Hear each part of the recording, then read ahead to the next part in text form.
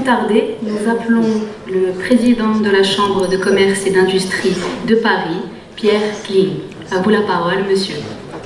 Monsieur le chef de gouvernement, messieurs les ministres, messieurs les ambassadeurs, mesdames et messieurs les hautes personnalités, notamment présidents de collectivités territoriales, chers amis de l'ACPCCAF, Chambre de commerce, Chambre des métiers et Chambre d'agriculture. Je suis évidemment particulièrement heureux d'être parmi vous à l'occasion de ce forum économique.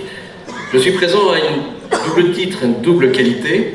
D'abord, j'ai le bonheur d'être premier vice-président de l'ACPCCAF, aux côtés de mon ami Mounir Ouakkar, qui vient de s'exprimer, et également en qualité de président de la Chambre de commerce et d'industrie de Paris-Île-de-France, qui regroupe 670 000 entreprises, un tiers environ du produit national brut. J'ai compris que j'avais 1 minute pour m'adresser à vous. C'est beaucoup. Ce n'est pas 1 minute pour vous convaincre, parce que vous l'êtes déjà.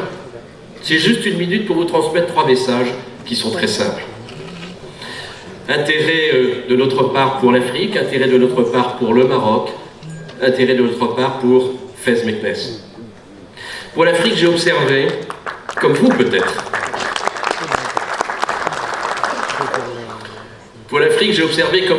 que beaucoup de pays sont depuis quelque temps étonnamment sensibles à l'attractivité du continent africain.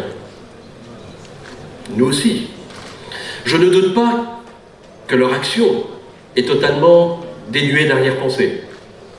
Mais ce que je peux vous dire, c'est que ce que nous faisons pour la CPCCAF, sous l'autorité de son président, c'est dans l'intérêt du développement économique pour le peuple africain et par le peuple africain. Deuxième intérêt pour le Maroc. Il se déroule en ce moment même 2 manifestations d'importance. Il y a le festival du film à Marrakech, et il y a le forum économique à Fez Meknès. J'adore le cinéma, mais j'ai choisi d'être à Fez Meknès.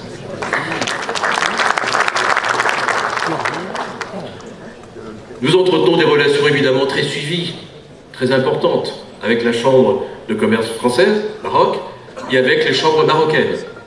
Et nous accordons une place particulière à l'enseignement, comme l'a dit à l'instant mon ami Pierre Goguet. Nous avons 19 écoles pour ce qui nous concerne, plus 3 écoles à l'étranger. Dans ces 19 écoles, vous connaissez peut-être certaines d'entre elles. L'une notamment a installé un campus, il y a moins de 3 ans, à Rabat. C'est l'une de nos écoles de management, l'ESSEC. L'inauguration a été faite par le directeur général de l'époque, avec lequel j'ai, il est vrai, un très léger conflit. Je lui ai reproché, c'est vrai, de nous avoir abandonnés, mais je l'ai félicité pour avoir accepté de devenir ministre de l'Éducation nationale de notre beau pays. Enfin, intérêt pour Fez Meknès. Bien sûr, nous connaissons tous ces villes impériales et la réputation justifiée qu'elles ont, capitale de la culture traditionnelle, berceau du savoir. Mais le gouvernement tunisien a décidé, voici peu, d'en faire également un centre de développement économique et social. C'est important, c'est justifié, il y a ici tous les atouts pour y parvenir. Le 3e forum économique illustre parfaitement ce dynamisme. Je me souviens que lorsqu'une entreprise se crée, ce qui est important, c'est de franchir le cap des 2 premières années. Il a été franchi.